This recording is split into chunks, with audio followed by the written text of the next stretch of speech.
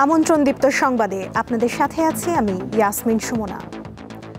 উত্তর পশ্চিম বঙ্গোপসাগর এলাকায় অবস্থানরত লঘুচাপটি আরও পশ্চিম উত্তর পশ্চিম দিকে অগ্রসর ও ঘনীভূত হয়ে নিম্নচাপে পরিণত হয়েছে। এর প্রভাবে পটুয়াখালীর আকাশ মেঘাচ্ছন্ন রয়েছে। গত 2 দিন ধরে জেলার বিভিন্ন স্থানে থেমে থেমে গুড়ি থেকে মাঝারি বৃষ্টিপাত অব্যাহত রয়েছে। উত্তাল হয়ে উঠেছে কুয়াকাটা সংলগ্ন বঙ্গোপসাগর। নিম্নচাপটি সকাল 6টায় পায়রা সমুদ্র বন্দর থেকে 710 কিলোমিটার দক্ষিণ পশ্চিমে অবস্থান করছিল। এটি আগামীকাল সকাল নাগাদ ভারতের দক্ষিণ ওড়িশা উত্তর অন্ধ্রপ্রদেশ উপকূল অতিক্রম করতে পারে। এদিকে নওগাঁর আত্রাই উপজেলার পতিশ্বর সমসপাড়া সড়কটি এখনও পানির নিচে তলিয়ে রয়েছে। ওই এলাকার কয়েকটি গ্রামের হাজারো মানুষ পানিবন্দী হয়ে পড়েছে। জেলা পানি উন্নয়ন বোর্ড জানায়, পানি নামতে থাকায় আত্রাই উপজেলার কিছু নিম্নাঞ্চলের কয়েকটি গ্রাম প্লাবিত হয়েছে।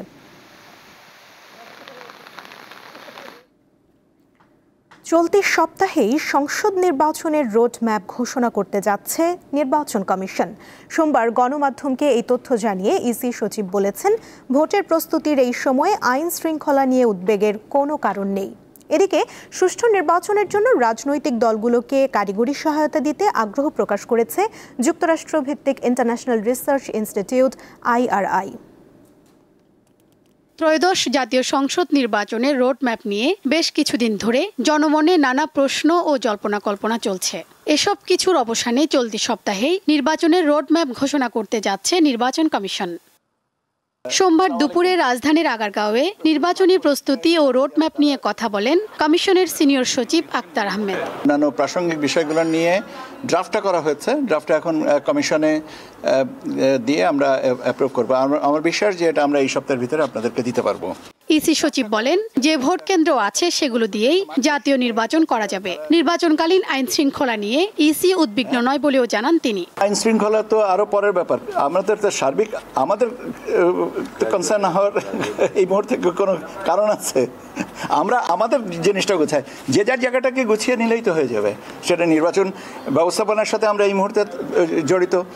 আপনার প্রশাসন মাঠ আছে যারা, তারা রেসপেক্টিভ এরিয়াতে কাজ করছেন। আইন শৃঙ্খলার সাথে যারা আছেন তারা রেসপেক্টিভ এরিয়াতে কাজ করছেন। সোমবার বিকেলে প্রধান নির্বাচন কমিশনারের সাথে সাক্ষাৎ করে ইন্টারন্যাশনাল রিপাবলিক ইনস্টিটিউট IRI এর 3 সদস্যের প্রতিনিধি দল। বৈঠক শেষে তারা জানান, আগামী জাতীয় নির্বাচনে গণতান্ত্রিক পরিবেশ নিশ্চিতে রাজনৈতিক দলগুলোকে কারিগরি সহায়তা দিবে IRI। আমরা গণতন্ত্র ও সুশাসন নিয়ে রাজনৈতিক দলগুলোকে কারিগরি সহায়তা দিয়ে থাকি। সরাসরি নির্বাচন কমিশনকে কোনো সহায়তা দেয় না IRI। দলগুলোর মধ্যে সংলাপ আয়োজন সহ আমরা বিভিন্ন ধরনের কাজ করেছি। তিনি জানান, সব রাজনৈতিক দলের সাথে ধারাবাহিকভাবে সংলাপ করবে IRI। শিউলি শবনম, দীপ্ত সংবাদ, ঢাকা। নানা অব্যবস্থাপনা, অবহেলা আর জনবল সংকটে ভেঙে পড়েছে ব্রাহ্মণবাড়িয়া 250 শয্যা বিশিষ্ট জেনারেল হাসপাতালের কার্যক্রম। ব্যাহত হচ্ছে জেলার প্রায় 40 লাখ মানুষের চিকিৎসা সেবা। রোগীদের অভিযোগ, সংকট নিরসনে শুধু আশ্বাসই মিলছে, সমাধান মিলছে না। এই চিত্র ব্রাহ্মণবাড়িয়া 250 শয্যা বিশিষ্ট জেনারেল হাসপাতালের। শুধু কি কুকুর, মেঝেতে রক্তের দাগ, আবর্জনা আর শয্যাগুলো যেন তেলাপোকা আর ছারপোকার অভয়ারণ্য। প্রতিটি ওয়ার্ডেই অব্যবস্থাপনার ছাপ স্পষ্ট। রোগীর সাথে অতিরিক্ত স্বজনের উপস্থিতি সংক্রমণের শঙ্কা বাড়াচ্ছে। শয্যা না পেয়ে দিনের পর দিন মেঝেতে, বারান্দায় শুয়ে কাতরাচ্ছে শিশুসহ নানা বয়সী রোগী। আর দালালের উৎপাত তো রয়েছেই। রোগীর সাথে একজনের বেশি 2 জন লোক থাকবেন না, এতে বাচ্চাদের অসুবিধা হয়। সকাল 10টা বাজে আসছি, এখন 1টা বাজে, এখনো পর্যন্ত দাঁড়ানিতে আছি। এখন কি করুন, লাস্টটা নিচে বসে গেছি। আমার রোগীটার অবস্থা খুবই খারাপ এবং বাড়িতে শুয়ে রাখছি, কোনো বেড পাই নাই, বাড়ির নাম মেঝে শুয়ে রয়েছি। বাদ দিয়ে 2টা বাদ দিচ্ছি, এটি খানা দেয় না। আমরা আলুর পাল্লা আর কি দেয়, এই তো খায় পেট বয় না। এইদিকে পরিষ্কার নেই, রুম অঞ্চলে, তাই আমরা থাকা কি সম্ভব? অভিযোগ আছে হাসপাতাল থেকে দেওয়া খাবারের পরিমাণ কম ও নিম্নমানের। চিকিৎসকদের অসহযোগিতা ও অবহেলায় রোগীর মৃত্যুর ঘটনাও ঘটছে বলে দাবি স্বজনদের। হাসপাতালের যে প্রায় ডাক্তাররাই আমরা দেখি যে হাসপাতাল চলাকালীন সময়ে এরা বাহিরে গিয়া ডিউটিকালীন সময়ে তারা বাহিরে গিয়ে প্র্যাকটিস করে নানানভাবে। এই ছোট ছোট সমস্যাগুলো কিন্তু একদিনে বা দুদিনের সমস্যা সমাধান করা সম্ভব। এখানে মাসের পর বছর কিন্তু এই সমস্যাগুলো থেকে যায় শুধুমাত্র চিঠি চালাচালের কারণে। হাসপাতালটির 250 শয্যার বিপরীতে প্রতিদিন ভর্তি থাকে 400 থেকে 500 রোগী। নানা সীমাবদ্ধতার কথা জানান হাসপাতালের তত্ত্বাবধায়ক, দিলেন দ্রুত সমাধানের আশ্বাস। আমাদের এখানে সেবার মান অনেক হাসপাতালের চেয়ে অনেক ভালো এবং আমাদের ডাক্তারের সংকট কিছুটা রয়েছে, যেমন মেডিসিনের সিনিয়র কনসালটেন্ট নেই। আশা করতেছি যে এই 250 শয্যা থেকে 500 শয্যা উন্নীত করতে পারলে এই সমস্যা থাকবে না। বাজেটে বরাদ্দ কমিয়ে দেওয়ায় হাসপাতালের আউটসোর্সিং কর্মীর সংখ্যা 72 থেকে কমিয়ে আনা হয়েছে 33 জনে। এতে ব্যাহত হচ্ছে স্বাভাবিক কার্যক্রম, রয়েছে বিশেষজ্ঞ চিকিৎসকের সংকটও। দীপ্ত, বার্তাকক্ষ। আন্তর্জাতিক প্রসঙ্গ। ফিলিস্তিনের অবরুদ্ধ গাজায় ইসরায়েলি হামলা এবং অবরোধের জেরে অনাহার ও অপুষ্টিতে অন্তত 62,000-এর বেশি ফিলিস্তিনের মৃত্যু হয়েছে। 2023 সালের অক্টোবরে গাজায় শুরু হওয়া ইসরায়েলি আগ্রাসনে বাড়ছে এই মৃত্যু মিছিল। এর মধ্যে স্থানীয় সময় সোমবার ভোরে হামলায় অন্তত 30 জন প্রাণ হারান, তাদের মধ্যে 14 জন ত্রাণ প্রত্যাশী। গাজা সিটির আল সাবরা এলাকায় নিহত হন একজন সাংবাদিক। এদিকে কাতার ও মিশরের মধ্যস্থতায় প্রস্তাবিত যুদ্ধবিরতির খসড়া মেনে নিয়েছে হামাস। আল জাজিরাকে জানায় এই চুক্তি কার্যকর হলে 60 দিনের জন্য যুদ্ধবিরতি হবে এবং ইসরায়েলি জিম্মিদের অর্ধেক ও ইসরায়েলের কারাগারে আটক একাংশ ফিলিস্তিনিকে মুক্তি দেওয়া হবে।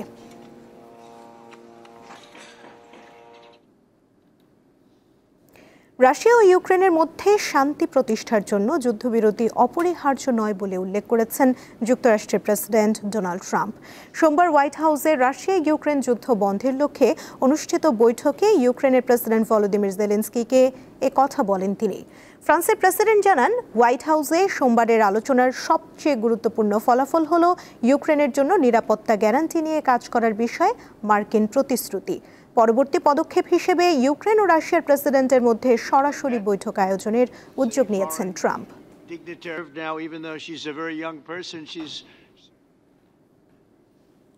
এবারে খেলার খবর।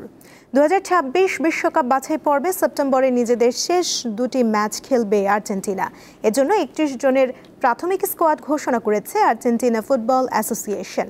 লিওনেল মেসিকে দলে রেখে নতুন মুখ হিসেবে ব্রাজিলিয়ান ক্লাব পালমেইরাসের আর্জেন্টাইন স্ট্রাইকার হোসে মানুয়েল লোপেজকে ডেকেছেন কোচ লিওনেল স্কালোনি। এছাড়া এনজো ফার্নান্দেজ, নিকো দামিনগেজ ও ভ্যালেন্টিন বার্কোর জায়গায় ডাক পেয়েছেন হুলিও সোলের, অ্যালান ভারেলা ও ভ্যালেন্টিন কার্বোনি। আগামী 5 সেপ্টেম্বর ভেনেজুয়েলার বিপক্ষে নিজেদের মাঠে খেলার পর 10 সেপ্টেম্বর ইকুয়েডরের আতিথেয়তা নেবে আলবিসেলেস্ত্রা। এশিয়া কাপ টি-20 টুর্নামেন্টে চ্যাম্পিয়ন হওয়ার স্বপ্ন দেখছে বাংলাদেশ। নেদারল্যান্ডসের বিপক্ষে সিরিজ খেলার আগে এমনটা জানিয়েছেন জাতীয় দলের ব্যাটার জাকের আলী অনিক। দলের প্রত্যেক সদস্য নিজের দায়িত্বে যত্নশীল থাকবেন বলে আশা করেন তিনি। আমরা এবার এশিয়া কাপে ইনশাল্লাহ আমরা চ্যাম্পিয়ন হওয়ার লক্ষ্যে যাচ্ছি। ড্রেসিং রুমে এটা সবাই বিলিভ করে, বিশেষ করে এখন আমাদের যেরকম এনভায়রনমেন্ট আছে, সবাই যেরকম এফোর্ট দিতেছে, ইনশাল্লাহ আমরা সবাই বিশ্বাস করি আমরা এবার চ্যাম্পিয়ন হওয়ার জন্য যাব। এমন স্বপ্ন কে না দেখে। 2018 সালের বাংলাদেশের নারী ক্রিকেটাররা যা করে দেখিয়েছেন তা এখনও অধরা জাতীয় দলের ক্রিকেটারদের কাছে। এবার বাস্তবে রূপ দেওয়ার পালা। এশিয়া কাপ টি-20 টুর্নামেন্টের আগে সিলেটে ডাচদের বিপক্ষে 3 ম্যাচের সিরিজ খেলবে লিটন দাসের দল। টুর্নামেন্টের আগে ক্রিকেটারদের দক্ষ হয়ে ওঠার জন্য পাওয়ার হিটিং কোচ জুলিয়ান উডকে নিয়োগ করেছে বিসিবি। তার সাথে কাজ করে নিজেদের উন্নতির জায়গাটাও পরিষ্কার করেন তিনি। যারা টাইমার তাদেরকে কিভাবে আরও 4-5 মিটার ইমপ্রুভ করা যায়, টাইমারদের কিন্তু সে পাওয়ার হিটার হতে বলে নাই। টাইমাররা টাইমারই থাকবে। তো তারা টাইমিং করে তারা কিভাবে তাদের মানে শর্টসটাকে আরেকটু 4-5 মিটার 6 মিটার আরেকটু বাড়াতে পারে। তো এটা হলে কি হবে, যেটা আউট হতো সেটা 6 হয়ে যাবে। মঙ্গলবার নেদারল্যান্ডসের বিপক্ষে 3 ম্যাচ সিরিজে টি-20 খেলতে সিলেটের উদ্দেশ্যে ঢাকা ছাড়বেন ক্রিকেটাররা। 30 আগস্ট, 1 ও 3 সেপ্টেম্বর হবে ম্যাচগুলো। ইন্টারন্যাশনাল ম্যাচ, প্রত্যেকটা ম্যাচ জিততে হবে, একই এফোর্ট দিয়ে খেলতে হবে। কোনো মানে এটাকে মানে লাইটলি নেওয়ার কোনো চান্স নেই। লাস্ট 2টা সিরিজ জিতা অবশ্যই অ্যাজ এ টিম আমরা আমরা এটাকে অনেক আমাদেরকে অনেক হেল্প করবে সামনের ম্যাচগুলোতে, বলেন নেদারল্যান্ড সিরিজ বলেন, এশিয়া কাপ বলেন। আগামী 9 সেপ্টেম্বর দুবাইয়ে শুরু হবে এবারের এশিয়া কাপের 17তম আসর। বি গ্রুপে থাকা বাংলাদেশের প্রথম ম্যাচ 11 সেপ্টেম্বর হংকং এর বিপক্ষে। গ্রুপে থাকা বাকি দুই দল হলো আফগানিস্তান ও শ্রীলঙ্কা। ঈশান হাসান, দীপ্ত স্পোর্টস, ঢাকা।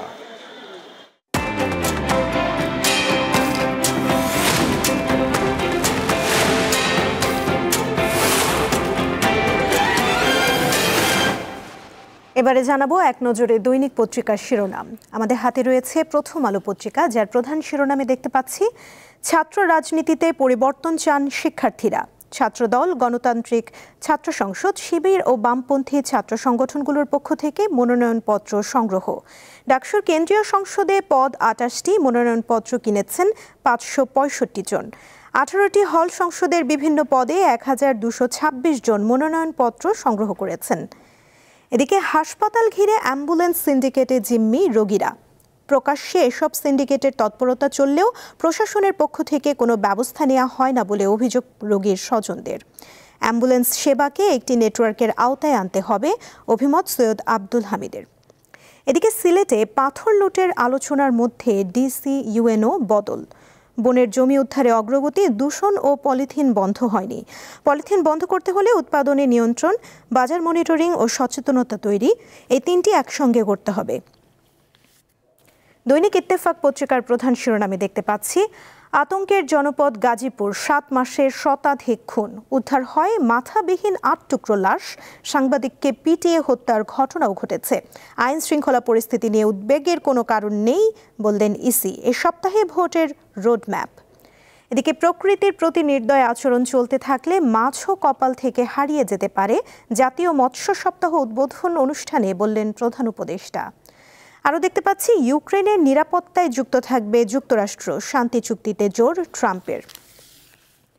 সমকাল পত্রিকার প্রধান শিরোনামে রয়েছে ক্যাম্পাসে চাঙা ছাত্র শিবির, ভিন্ন নামে ভোটে লড়ছে। ছাত্র সংসদ নির্বাচন, জুলাই অভ্যুত্থানের পরিচিত মুখদের প্যানেলে টানছে। ছাত্রত্ব না থাকায় জাকসুতে জ্যেষ্ঠ নেতারা বাদ। প্যানেলে নারী, ধর্মীয়, জাতিগত সংখ্যালঘু প্রার্থী।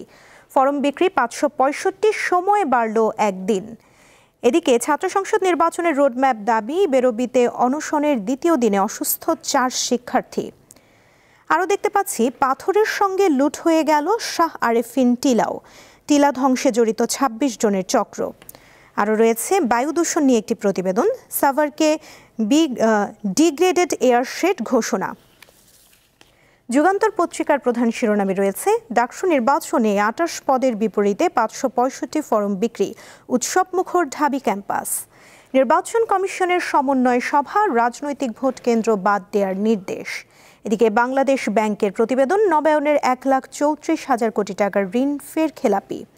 সবসময় চুনোপটি ধরি, রুই কাতলা ধরা পড়ে না বললেন স্বরাষ্ট্র উপদেষ্টা। মব জাস্টিস শেষ হয়ে গেছে বলা যাবে না।